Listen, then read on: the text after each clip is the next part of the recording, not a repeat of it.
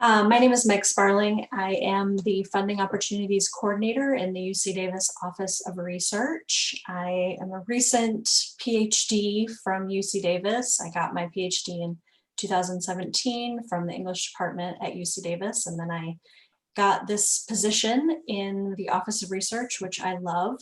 I help faculty find funding for their research. And when I can, I do things like this where I train graduate students in groups on how to use Pivot to find funding for their research and other activities. Awesome.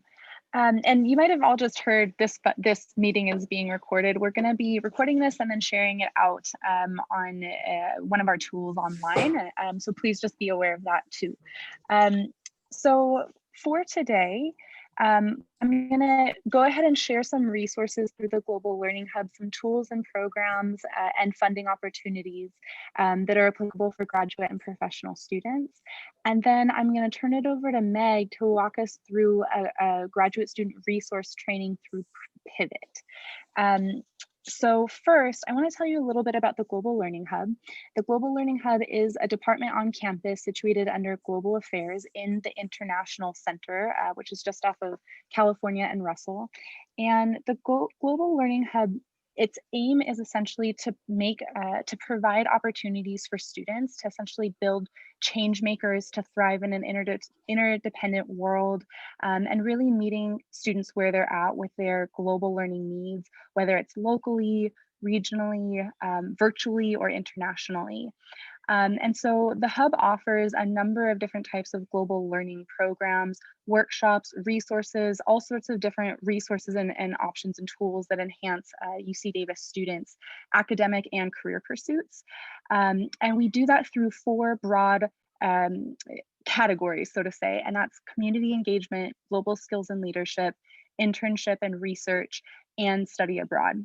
And so I'm going to actually share screen in just a moment and slideshow really quick so I can show you some resources through the Global Learning Hub website, including some funding opportunities and programs as well. So let me switch this over actually. Okay. Meg, can you see the Global Learning Hub page? Yes, I can. Awesome, thank you. I always like to verify that, you know. Yeah. So you can find our website by going to globallearning.ucdavis.edu, and the first thing that you'll see is 4 tiles, which are focused on the 4 different sort of buckets or opportunities that I just talked about. So community engagement, global skills and leadership, internships in research, and study abroad. I'm not going to take us through every single graduate and professional opportunity through the website, but I'm going to show you a couple key opportunities, and then I'm going to show you some search tools that can help you as you're taking a look through opportunities that interest you. So first, I'm going to show you through community engagement, and then under Blum funded opportunities. There's 2 different opportunities through Blum Awards. One is for an undergraduate audience, and then for all of you, we have the Poverty Alleviation Through Sustainable Solutions, or also known as PASS. The Blum Center, their focus is essentially poverty alleviation, and that's broadly focused. So that can mean working within the field of education, working in medicine, engineering. There's a lot of ways that can work, that a graduate student, for example, can work through sustainable development projects that can relieve poverty and work with local organizations in a way that works for them. And so if you go to this page, you'll find more information. The funding is up to $4,000, so that's great to know. And you're asked to essentially write a project grant. And this all includes quite a bit of information on the website, including a proposal, different application materials. I would say your best resource is actually Lily Larson, who is the person who manages the PASS grant. And she's actually giving a talk today on the PASS grant, if you'd like to learn more about that, as well as a number of other projects and funding opportunities for graduate and professional students today at 5. So I'll drop the link in the chat in just a few minutes on that. So I'm going to move right along. I'm going to take you back to the tiles really quickly. And let's see, under internships and research, I think this will be probably the last one that I show you because I know we don't have as much time as I'd like to dive into every different opportunity out there for you. But under internships and research, if you scroll to funded internships, you'll see a number of opportunities that provide internships and funding for graduate students. So you'll see the ASIS internship grant program that offers master's, PhD students, and postdoctoral students, as well as professional students, $2,000 a month for a paid or unpaid internship. This one's specific to Russian studies, so it's a little bit niche, but they vary quite a bit across the website. So I just wanted to show you this as a resource. You'll see there's quite a few on here for master's and PhD students and postdoctoral students or scholars as well. So it's just a good resource to keep in mind. I think the easiest way to show you though is under at the very top of our page, you'll see a discover program section. And at the very bottom, you'll see search all programs. This is the best way to find program opportunities available for you. And what you'll see, it's a pretty large system. You'll see program categories, degree type, term, region, country, and subject area, as well as a search box. And those are all the different ways that you can search. The piece that I'd like to focus on for just this moment is degree type. This was added yesterday, so it's brand new. And it provides an opportunity for you to search as a graduate professional student or a postdoctoral student, scholar as well. When you take a look, and this is without searching anything specific, but really just more searching the degree type, you'll see at the top the name, the category of the program, and that will indicate if it's an internship, research, on campus, in this case, study abroad. You'll see whether it's UC Davis, UC wide, or something outside of the UC system. You'll see the term that it's offered and the country as well. And what you'll notice is the top ones are green. That indicates that these are programs that are through UC Davis, so through the UC Davis Global Learning Hub or through Global Affairs. And then below that, you'll see a number of opportunities.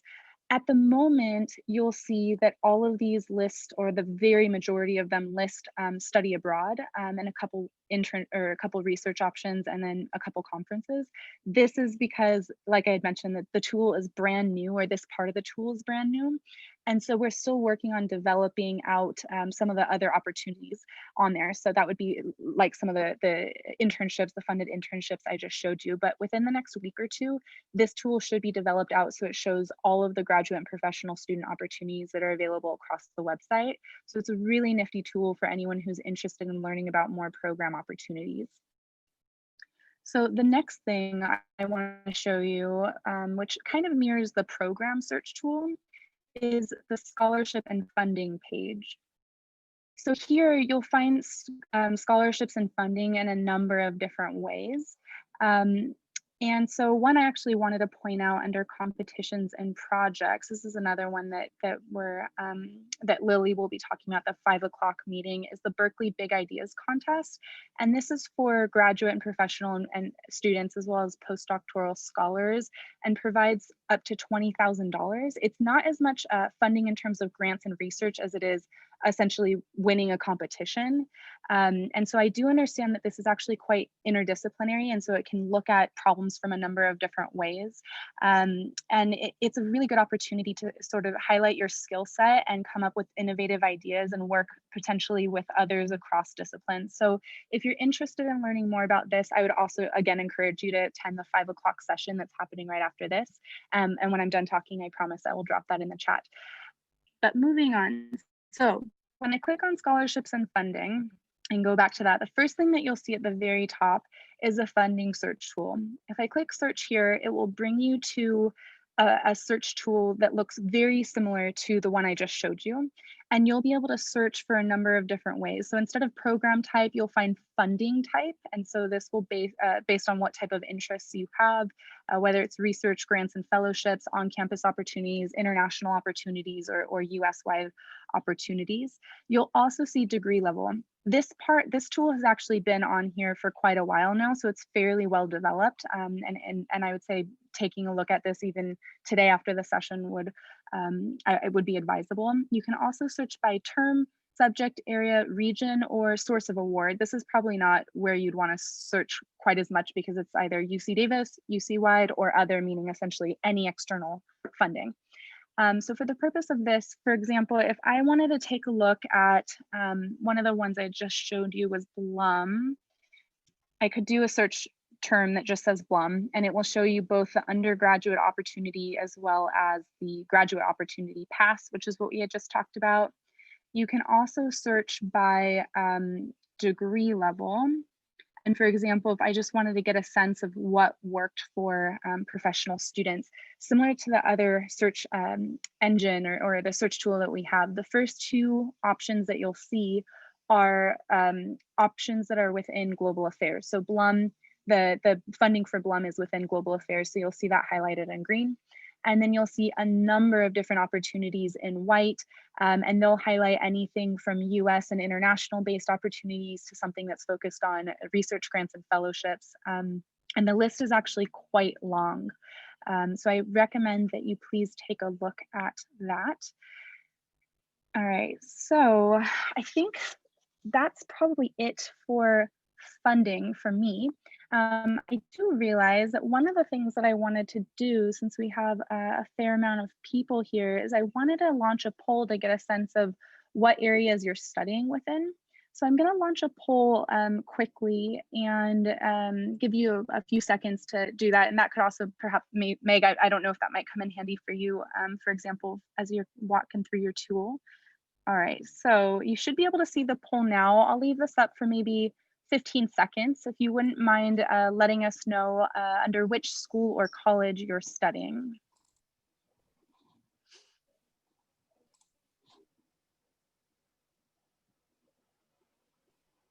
All right, I'll leave that up for just another second. It looks like we're getting in a couple more. Okay.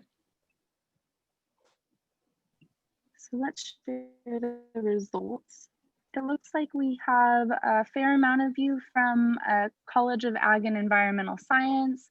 We have representation from College of Biological Science, College of Engineering, and Graduate School. So thank you all. All right. Okay, so I know that was a pretty quick run through of some of the global learning opportunities in the hub. And I'll share in a minute, like I had mentioned before, I'll share the 5 o'clock session with Lily Larson so you can learn more about some of the opportunities that we just discussed. And in that, with that, Let's see.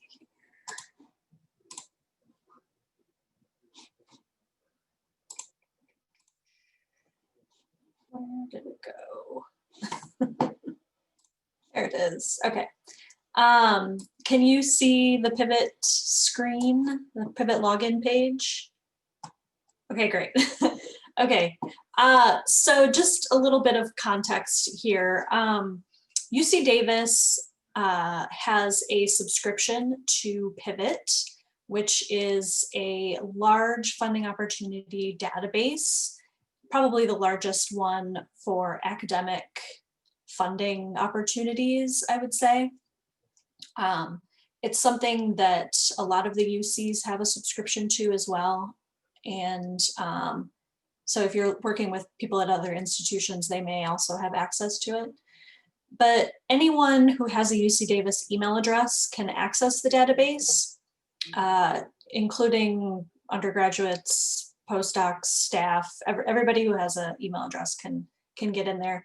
If you, there's a change recently, and we received single sign-on access finally. So you can use your institutional credentials, that is your Kerberos login information, to get into the database now. But if you already had an account before, or if you created an account in the meantime, you can also use that information to get into the database. So I'm going to use my login information because I had an account before we got single sign-on, but you can also just use, when you're using this yourself, you can always just find UC Davis on the list of institutions here and sign in via your Kerberos. A quick note that if you already have an account and you try to do that, the system will ask you to link those two accounts. And I can put information in the chat later about how to do that. It's pretty easy. There's an error message, and within the error message, it says link your accounts, and you click on it and it links your accounts. Anyway, so I'm going to get into the system. So with some recent updates to Pivot, we now have this super cool dashboard, which is UC Davis branded. And a lot of things are pretty easy to find on here now. And I'll talk about how to use the database or how to search in the database really quickly. But first, I just want to point out a couple of things about the dashboard itself. So one is that it does have a link up here at the top for internal funding opportunities. And if you click on that, it will take you to our UC Davis InfoReady review page. Hopefully you can see that, where there's a list of opportunities. And I'm just showing this to you because there are sometimes some graduate student internal funding opportunities listed on this that you could apply to. Things like the Institute of Transportation Studies has some graduate student funding sometimes, and the Environmental Health Science Center might have some graduate student stuff. So I'm just showing that to you because of that. And also on this dashboard page, if you scroll down a little bit, you'll see that it also suggests some additional funding databases that you can explore, like California. The state of California now has its own grants portal, and so there's a link to that here. You can find federal funding opportunities in grants.gov. If you're looking specifically for COVID-19 research funding, there's a link to the page that I manage for that. But then primarily a lot of the rest of the stuff on here is just standard Pivot features, which I'm gonna try to talk about as quickly as I can. I usually do this tutorial in like an hour, and I'm gonna try to do it in like 25 minutes. So we'll see how it goes. So the first thing that I always tell people, and this is actually the most important thing that I'm going to say in the next 25 minutes, which is you're going to be really tempted when you start using Pivot to just type things into this Google looking search bar in the middle of the dashboard. And I do not recommend doing that. I really don't. Just don't bother. The one situation in which it makes sense to type things into this search bar is if you know the exact title of the funding opportunity that you're looking for. And so as you can see, when I put my cursor in there, there's like a list of actual funding opportunities that I've searched for. But if you try to just put like global learning or like agriculture in here, it's going to be a hot mess. So don't bother. Instead, and this is part B of the most important thing that I'm going to say in this hour. Instead, the best way to search the database is to click on the advanced search feature, which is kind of small and buried underneath this giant tempting search bar. But it's really the only way to search the database. So that is what I'm going to be focusing primarily on, showing you about Pivot, is how to use the advanced search tool, which is not really that advanced, I don't think. So this is where it will take you when you click on advanced search. Again, there are boxes here that you're going to be tempted to type things into, and I don't recommend doing that, at least not until you have like a pretty good sense of what's in the database and how to search for it. Instead, you're going to ignore them too, and you're going to focus on some of these drop-down menus here on the left. So I'm going to talk specifically about a few of them that are related to you. And as I'm talking about them, we'll start kind of building a search. and then I'll run the search and show you how to kind of funnel that search result down to things that will be relevant to you.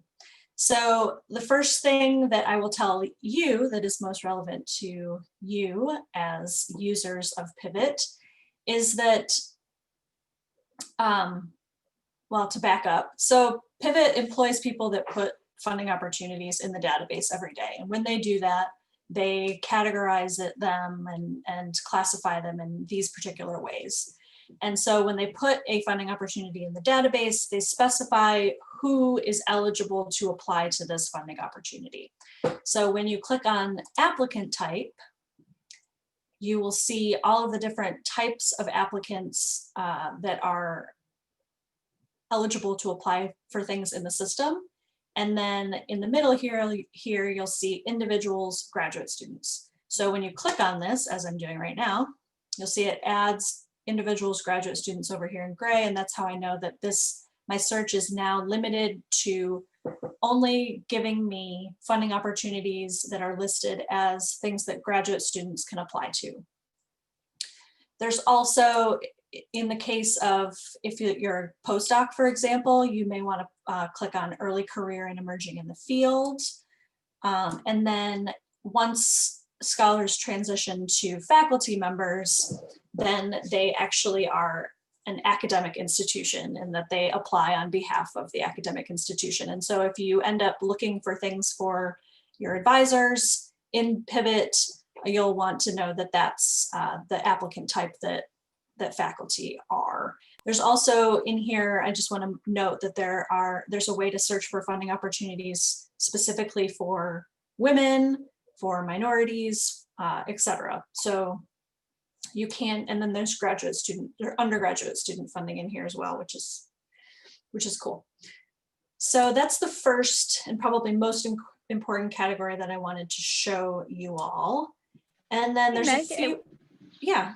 Oh, I'm sorry, we have a question about whether there's funding resources for international students as well. Yeah, I'll talk about that a little bit when I talk about the citizenship or residency feature. I'll make sure to address that.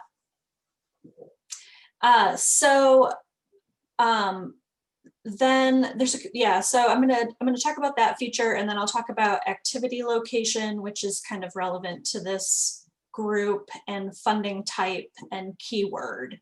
So I'll kind of go down the list here. So activity location, this is where you can actually specify if there's a particular place that you are looking for support to go to do some kind of research activity, etc. You can type a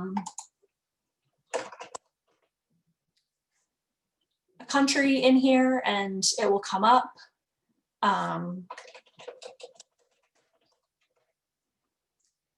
And so that means that the things that come up in your search will be things where the activity location needs to be in that area, or you'll see there's a couple other checkboxes down here for like unrestricted and unspecified.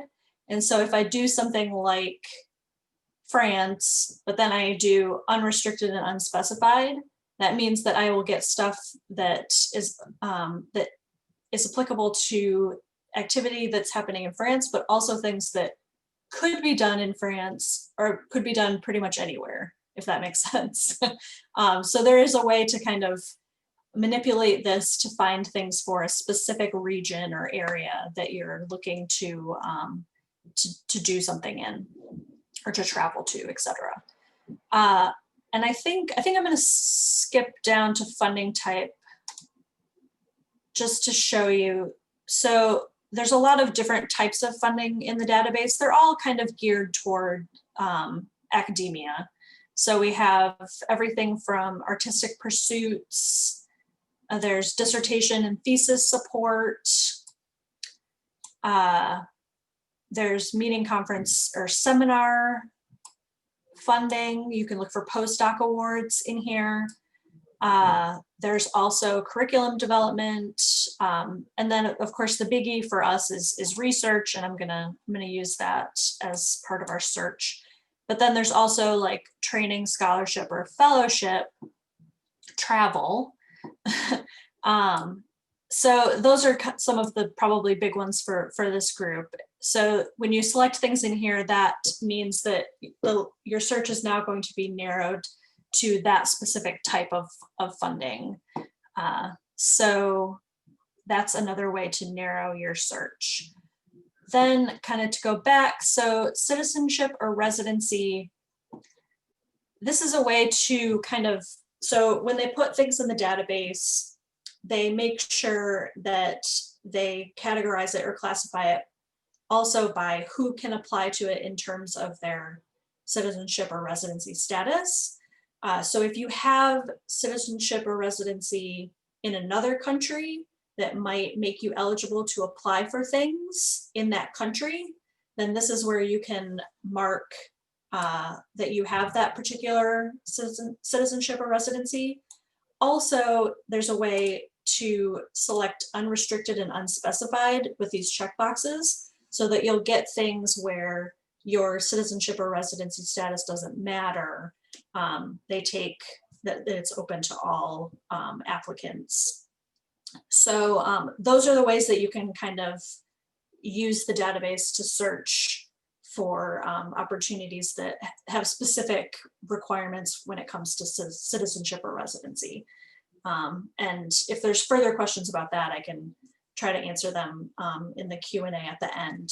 And then the big one that I haven't discussed yet is keyword. And so keyword is how you narrow the search down specifically to a topic or field or subfield. And so you can use the keyword feature one of two ways. You can either just start typing things in here. So just as an example, since I saw that we had a lot of people from ag and environmental science, if I just type environment in here, you can see all of the different keywords that include the word environment. And you can see from here that they're in a hierarchy. So it starts with a really broad topic like education or arts and humanities. There's engineering and energy sciences, and then down here we have like natural and physical sciences, mathematics and technology. So these are basically, and then there's social sciences. So these are basically what I call folders. Well, they are literally folders. And then you will see that keywords are sorted into larger folders and subfolders. And you can see that if you're a visual person like me, this will make much more sense to you if I show you the folders themselves. So just in case my internet is glitchy, I got to the folders by clicking on this browse on the side. And this is the second way to find things by keywords, is to actually look in these folders themselves. I kind of recommend doing it this way because it's really tempting to get kind of down into the minutia where you're like, okay, I want to find like the exact keywords for the things that I do and find out what is in there in the database for me. But I feel like that's a really, really limiting way to find things in the database. You really want to kind of cast a wider net and take a step out. And so if you work in agriculture, you're probably most of the time going to want to just search the general agriculture and food sciences folder. Or, you know, if you work in energy sciences, you're probably going to want to search the larger energy sciences folder. But then of course with the STEM folder, that's kind of big. So you may want to dial down a little bit more to like environmental science, for example. The thing that I always say here is that the keyword, when all the other categories are pretty straightforward, But the keyword part of your search is really where the experimentation and artistry comes in, where you're and where there's going to be probably a little bit of practice and experimentation. And you're going to kind of have to commit to a little bit of a process of figuring out which keywords you can select to find the stuff that you're most eligible for or interested in. So there's a bit of an art to figuring out which keywords are best for you. And it really just is a matter of practice to find out what they are. One thing that I will recommend is that you can kind of subvert that process in some ways by finding the program page in the database for a particular funding opportunity that is very relevant to you, and then looking at the keywords that are related to that funding opportunity and adopting those keywords into your searches. That's a way you can kind of do it backwards. But for the most part, it's just going to take some looking around in those folders, typing things in here and seeing how they're organized, and see you know, which main folders are going to be most relevant to you, etc. Or maybe just even cobbling together, if your work is really interdisciplinary, cobbling together keywords from a few different folders and trying to be as comprehensive as possible in selecting all those keywords that kind of frame what it is that you do. Hopefully that makes sense. So at this point, I have some things selected here. I'm trying to move fast because I don't want to do France. Sorry, well.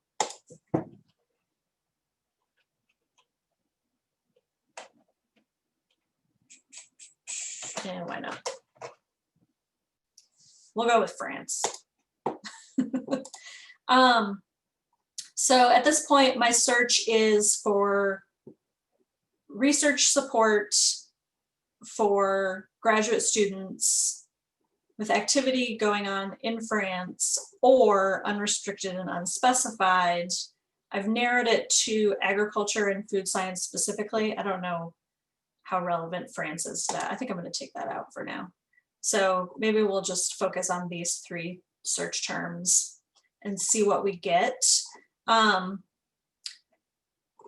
Really quickly, so this section that I'm in right now that I've been working in is this find opportunities matching section. So everything I select in here adds to my search results. I just want to note that there is the mirror version or the opposite version of that at the bottom of the page, where you can exclude certain things from your search. And so that's helpful for some people if they keep getting the same things in their search results and they want to remove them. There's an easy way to do that. You use this part, and everything that you select in here will remove that specific type of funding from your search. So if, say, for example, you keep getting a lot of prizes and awards in your funding search and it's bogging everything down, or you're getting a lot of visiting personnel, like VAP stuff in there, and you're not at that stage yet or whatever, if you select that in here, then that will exclude that from your search, so it stops bogging it down. Just a bit of explanation for how this page actually works. There's a include section and then an exclude section. Anyway, all right, so I'm gonna hit search. We'll see what we get. It's gonna bring me results that meet those terms. Okay, I actually got 299. That's pretty great. I was not expecting that much, so that's great. So this is our results page. There's a few things that you can do from here. You can refine the search. So let's say you see the search results and you're like, that's way too small, or that's way too big, or you scroll down and you're like, you know, I forgot to add this search term. If you hit refine search, it will take you back to the search page, but all of your selections will still be there, and you can kind of manipulate them and then search again. Also, there's a few things that I want to know about the results page. So we talked about refine search. You'll see from the results page that they give you kind of basic information. So you can scroll down here and look at like titles of things. This is the sponsor, like who's actually sponsoring the research or the funding opportunity. Over here, you can see when the next deadline is or when it's anticipated. And then you can see the amount usually of how much they're offering or how much the award would be. And so you can kind of scroll through here and be like, no, okay, this one's interesting, and maybe like open it up in a new tab or something. And while I'm doing that, I'm just going to show you really quick what a program page looks like. So I just clicked this one at random. This one is a Nursing Society Research Award. So you can see from here that it has like a link to the actual funding opportunities website. It tells you a little bit more. This is where you can see like, oh, applicant. So this is only relevant for graduate students. It has an unrestricted citizenship and residency requirement. It usually has an abstract and then gives you some information about the eligibility. This one, you have to be a member of a particular society, so that's important to know. Here is where the keywords that are listed with this particular funding opportunity are. So this is where I was saying that you could kind of backtrack if you find something that is really relevant to you. You can kind of look at these keywords and say, oh, I should try this keyword, etc. And then there's the deadlines at the bottom. Please note that when it says anticipated, that means that they have not confirmed that deadline yet. Then over here on the right, you can see there's usually some contact information, and then some of the stuff you won't see it because it's admin stuff that I have access to. But there's this track feature and then this share feature that you will see. So track, if you find something in the database that you don't want to lose track of and you want to track it, you can select this and it will add it to your list of tracked opportunities. So as I hover over my home screen, you can see it says tracked ops. And if I clicked on that right now, which I won't at the moment, it will take me to the list of all the funding opportunities that I've tracked. And so that's a way to kind of keep kind of a favorites list of things that you've found in the database that you're interested in applying to. And then the great thing about the tracked feature is that if anything gets changed, so you'll see this was last edited on January 4th of this year. If you're tracking it, that means that every time the people at Pivot change anything on this page, you'll get an email notification letting you know. So if you're waiting, so as we said, this deadline is anticipated. Once Pivot actually changes this to a confirmed deadline, anyone who is tracking it would get a email telling them, oh, the deadline has been changed to a confirmed deadline. So that can be really helpful, especially for things that are competitive or things that you really, really want to not lose track of. That's a great thing about that feature. And then there's a share feature where you can take the funding opportunity that you're looking at and email it to other people, and they don't have to have Pivot a Pivot account to see it. It'll show them the public page for that particular funding opportunity. So, okay, I'm gonna try to speed up here a little bit. Two more things about the results page. There's a way to narrow it even further with options over here on the left. So say that I wanted to take my 299 results and I wanted to narrow it even further to things that only have a confirmed deadline, for example, or things that are only offered by a national non-US government sponsor, for example. I could do that over here and it would narrow it further. But the other thing that I would want to say about this page, which is probably the second most important thing that I'm going to say during this hour, which is that once you build a really great search for yourself, you can save that search using this option right here. You'll name the search, and then it asks you if you would like to receive a weekly email containing new or updated opportunities from this query. And so this is the real big payoff with Pivot, is that you don't actually have to go into the database all the time and like keep searching for things like once a week or whatever.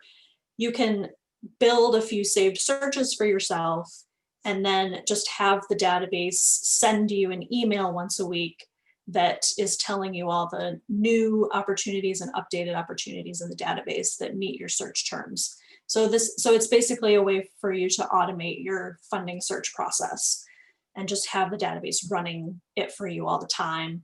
And then once a week, you don't have to go into the database and look, you just have to go to your email and read the one email that it sends you, because it doesn't send you like 3 or 4 emails. It just sends you one email each week with a list of the opportunities for all your saved searches in one email. So it's fantastic. It really saves people a lot of time. So really quick, I'm going to try to wrap up so that we have time for Q&A. If we go to, I talked about, like, if you go to the tracked ops, if I click on it, I just want to kind of show you what it looks like. So here are all of my tracked opportunities. I can see them in one place. Here is where I can see all of my saved searches. So as you can see, I have 11. I still only get 1 email every week. It's great. You can also see things that you've shared with other people. You can see things that other people have shared with you with the received feature. Advisor is a saved search that the database creates based on information in your profile. So if you fill out a lot of information about yourself in your Pivot profile, that will improve the advisor tool. So just a quick plug for filling out your profile and having the advisor tool actually provide you with some interesting insights. And then we are currently working on these curated lists of funding opportunities. So these are basically funding opportunity lists that admin like myself are creating specifically for certain populations or groups of investigators on campus. So we have one for coronavirus research, for example, and there's this Fulbright Scholar program list on here. Yeah, so that might be interesting to some people. I think that's all I wanted to know. It was really quick, I know. I just threw a lot of information at you. And so I think I'll just leave it at that, and then I'll see what's come up in the chat, because I've been seeing the thing, but I've been trying not to get sidetracked.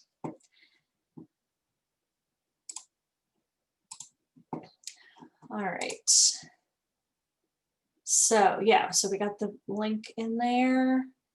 Are there funding research for international students? Okay, so this reminds me though that there was a point that I wanted to make that I was thinking about while Brian was talking. So I'm really kind of blown away by the funding search tools that the Global Learning Hub has for you guys.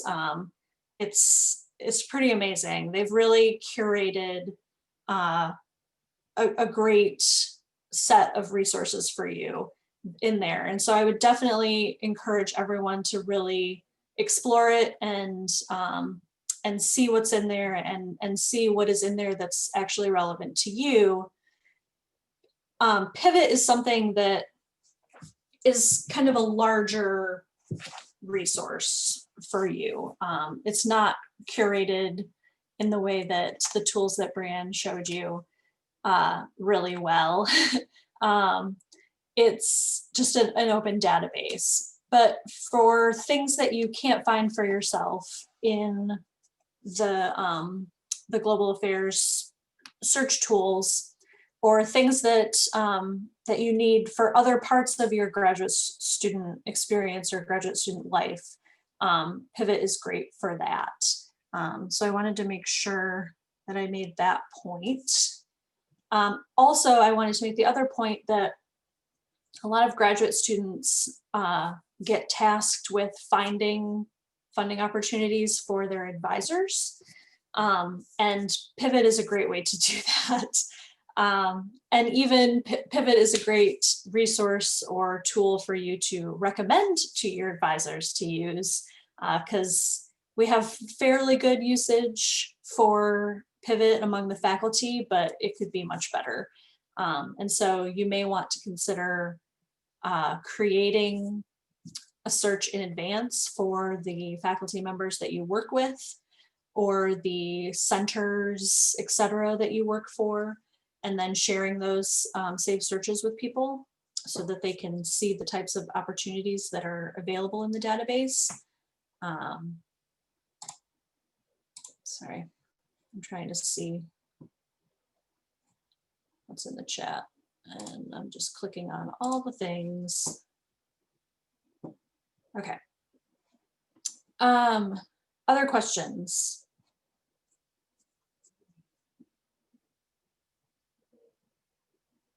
The recording is going to be available. I'm gonna go back to share my screen because it will allow me to remember other things that I wanted to tell people if I had time.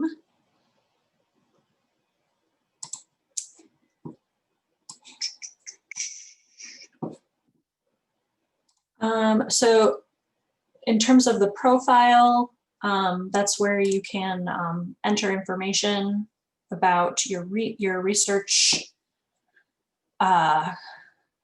keywords, etc. And then when you go to that advisor tool, you'll see mine's really literature oriented. Although actually I took out all my literature stuff and now it's like grantsmanship oriented, now that I think about it. Other things that I skipped over really fast. There are ways to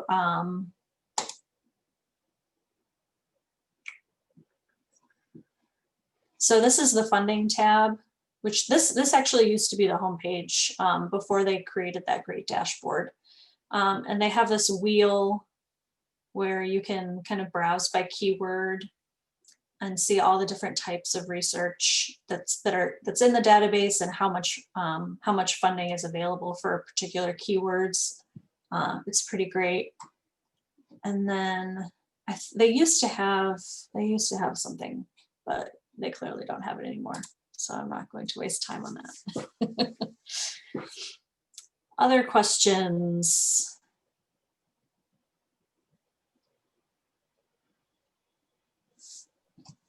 Meg, is there a particular time of year that usually has the most deadlines for graduate student and professional student scholarships or fundings or grants? That's a good question. I mean, it's usually during the academic year, I would say. I think that there's typically like a lot of deadlines in the like December to January time, and then probably more like in the April to May time, but you know, it depends. They're kind of stretched out. Well, for those of you who are not already aware, I will at this point make the plug for the Office of Graduate Studies website. So the office, I'm just going to pull that up right now.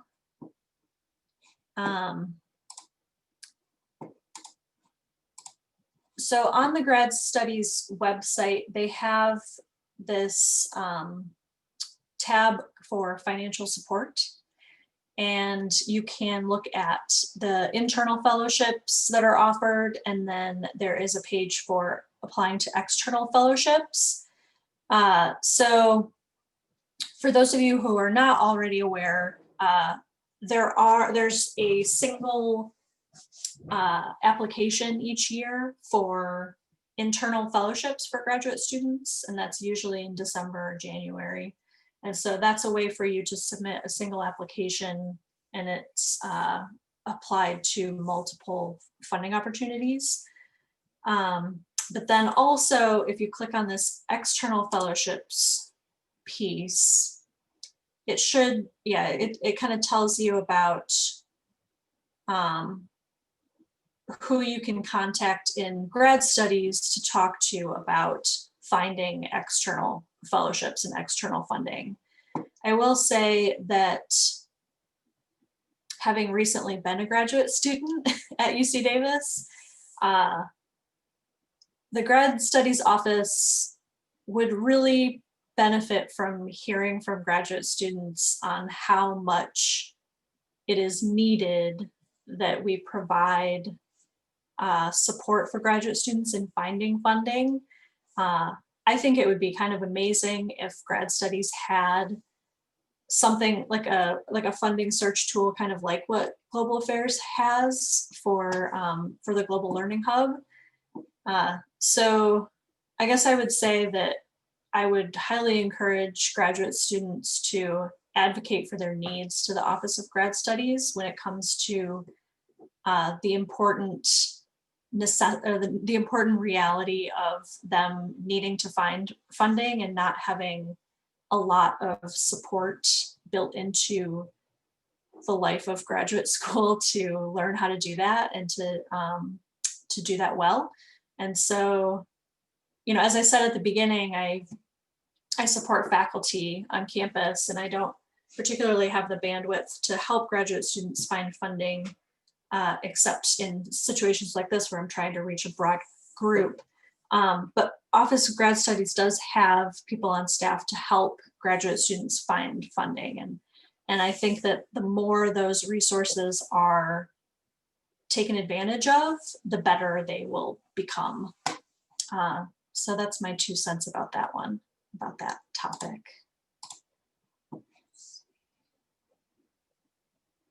So someone says they won't really help with searches. You have to find the funding and then ask them to review the documents, but not actually help you search. Yeah, that's good information. I wasn't even sure about that. So in that case, Pivot is a good way to run your own searches and then bring things that you find to them and say, I want to apply for this. Will you please help me?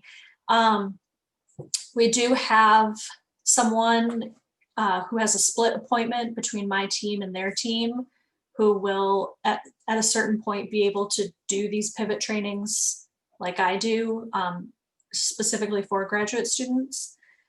But at this point, we're just kind of we're at this kind of in-between place where there's a lot of need, and there's and there needs to be more resources offered to you guys, I think. But I'm in a different office that is faculty facing. Let's see. Other things that I wanted to note. So as we wrap up, I think Brian is going to display a slide with our contact information on it. And I will say that if you would prefer to ask questions offline and email me, I'm happy to answer questions. I can't really do like one-on-one search support, but I can connect you with the person on my team who does work in grad studies and can potentially help you with more one-on-one support. So please feel free to reach out if that is something that sounds good to you.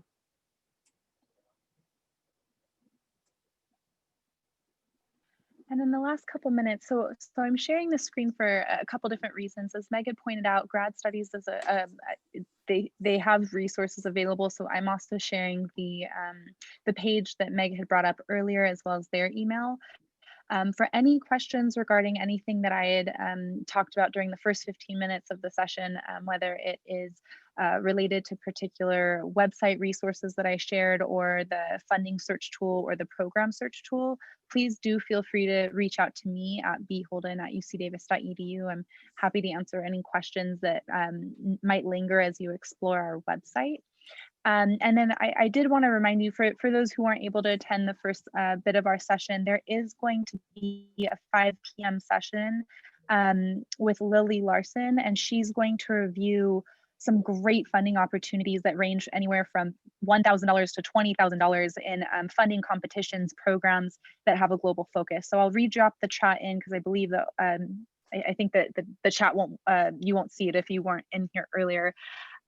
Before we, in the last minute or two that we have, I want to ask you, if you all have your phones on you, if you could open up your phones, flip on the camera, and point the camera towards the QR code.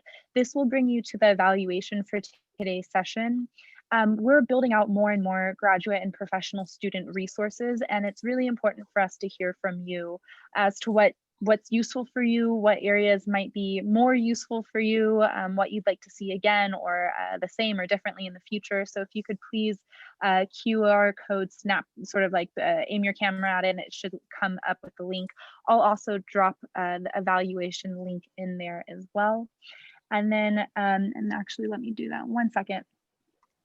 And then if you do have any questions related to the global learning resources that we shared, aside from my email address, you can always reach out to us at globallearning@ucdavis.edu.